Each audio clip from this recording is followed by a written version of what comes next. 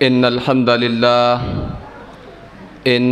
لله نحمده ونستعينه ونستغفره ونعوذ بالله من شرور أنفسنا ومن سيئات أعمالنا من يهده الله فلا مضل له ومن يضلله فلا هادي له وأشهد أن لا إله إلا الله وحده لا شريك له وأشهد أن محمدًا عبده ورسوله اللهم صل على محمد وعلى آل محمد كما صليت على إبراهيم وعلى آل إبراهيم إنك حميد مجيد اللهم بارك على محمد وعلى آل محمد كما باركت على إبراهيم وعلى آل إبراهيم إنك حميد مجيد فقد قال الله تبارك وتعالى في القرآن المجيد شهر رمضان الذي أنزل فيه القرآن هدى للناس وبينات من الهدى والفرقان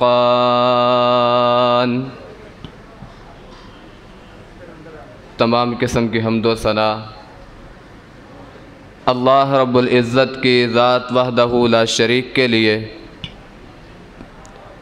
اور انگنت لا تعداد درود و سلام امام الانبیاء خطیب الانبیاء امام المجاہدین حضرت محمد الرسول اللہ صلی اللہ علیہ وسلم کی ذات اقدس و اطہر پر محترم سامعین،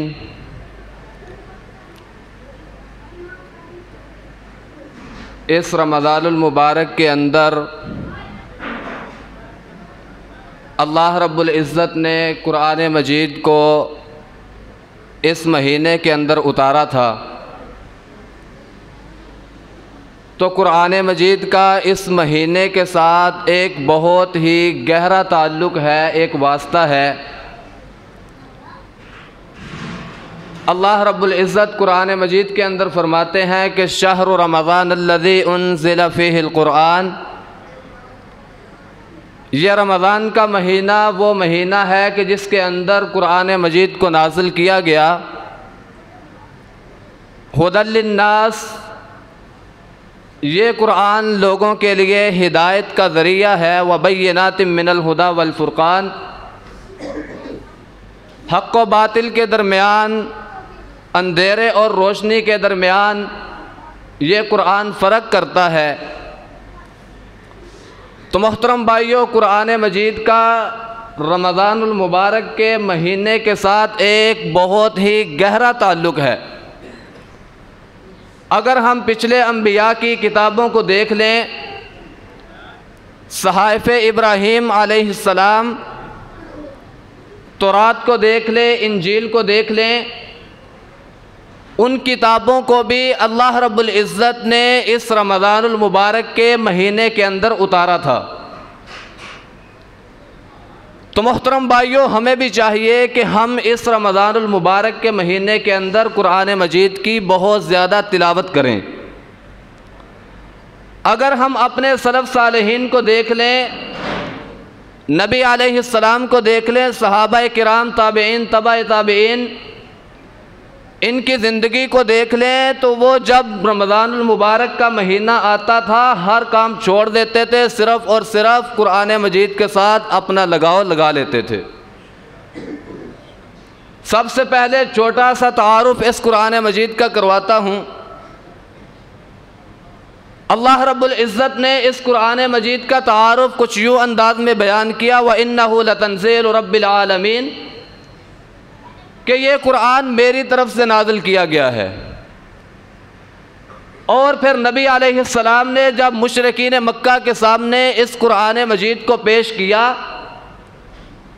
تو آگے سے انہوں نے کہا کہ یہ محمد نے اپنی طرف سے لکھ لائے ہیں، اسے گڑھ لائے ہیں۔ اللہ رب العزت نے ان کے اس چیلنج کو قبول کیا اور پھر ان کو اپنی طرف سے ایک چیلنج دے دیا۔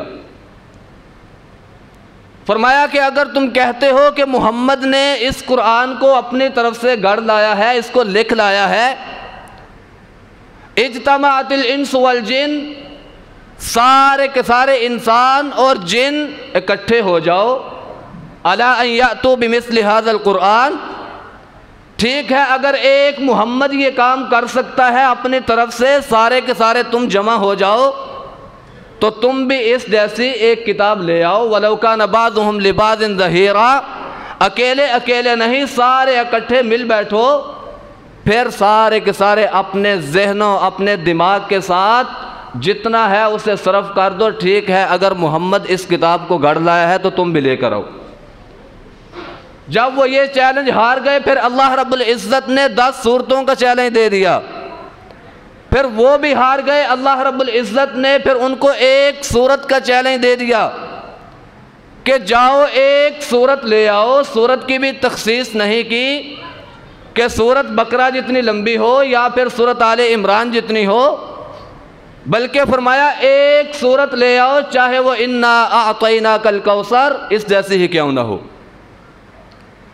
تو محترم بھائیو، یہ قرآن، اس کا تعارف ہمارے لیے یہی کافی ہے کہ یہ اللہ رب العزت کی طرف سے نازل کردہ کتاب ہے۔ اور پھر اگر ہم دنیا کے اندر دیکھیں، جتنی بھی کتابیں ہیں اور اسی طرح جتنے بھی مکتبے ہیں کتابوں کو شائع کرنے والے، اور جتنے مصنف ہیں، جتنے رائٹر ہیں، جتنے کالم نگار ہیں، اگر ہم ان کو دیکھ لیں، ہر بندہ اپنی کتاب ایک لکھتا ہے، ایک کالم لکھتا ہے، پھر اس کے اینڈ پر وہ عرض ناشر یا پھر استدعا لکھتا ہے، اس کے اندر وہ اس بات کو مانتا ہے کہ اگر میری اس کتاب کے اندر کوئی غلطی رہ گئی، کوئی کمی کوتاہی رہ گئی ہو تو مجھے بتلا دینا۔ لیکن یہ قرآن مجید ایک ایسی کتاب ہے، اللہ رب العزت نے اس کے درمیان میں نہیں، اس کے آخر پر نہیں، بلکہ کسی جگہ بھی نہیں، اللہ رب العزت نے جب اس کتاب کو شروع کیا تو سب سے پہلے سورۃ البقرہ، اس کی آیت نمبر 1، الف لام میم ذالک الکتاب لا ریب فیہ ھدی للمتقین۔ اللہ رب العزت نے اپنی کتاب کا تعارف ہی کچھ یوں انداز سے کیا، فرمایا ذالک الکتاب لا ریب فیہ، یہ قرآن مجید، یہ قرآن حکیم،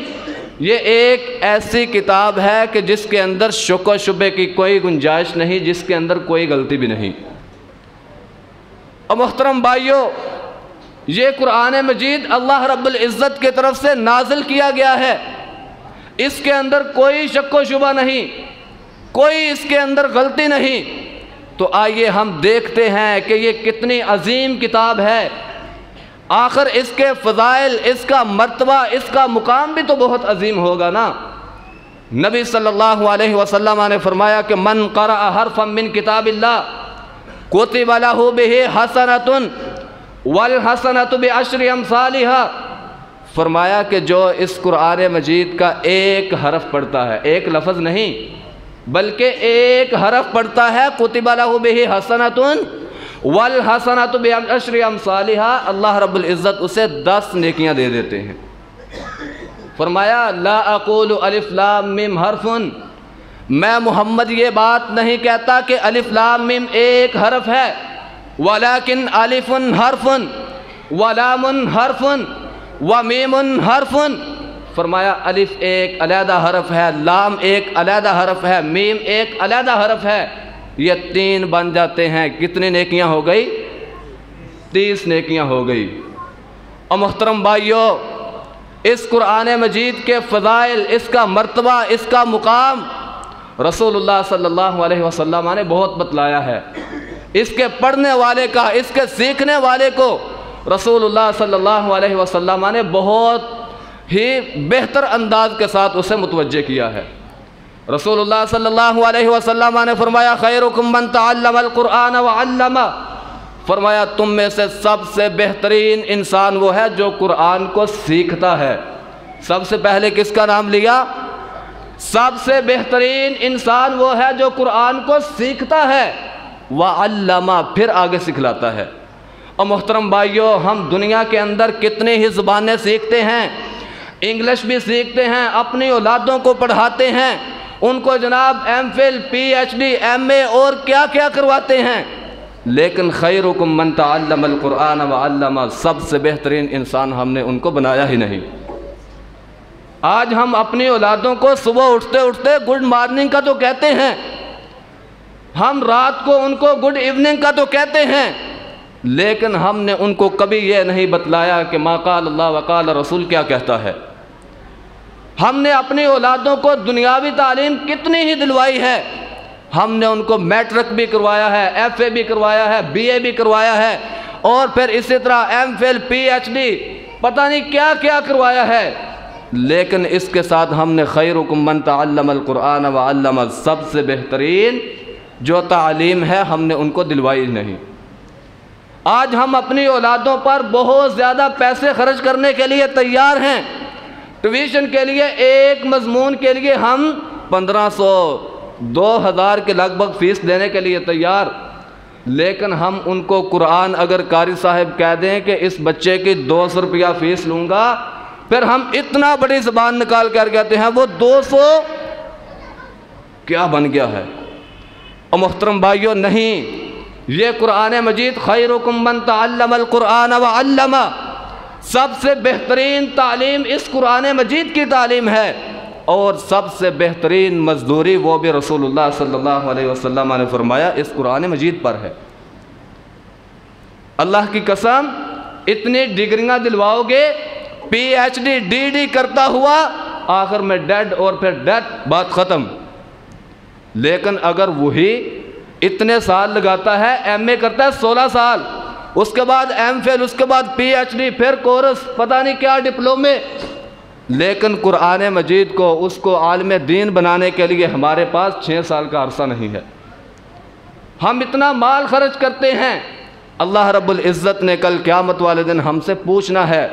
रसूलुल्लाह सल्लल्लाहु अलैहि वसल्लम ने फरमाया बंदे के कदम एक जगह से दूसरे जगह तक नहीं हिल सकेंगे हत्ता कि उससे उसके माल के बारे में पूछा जाएगा।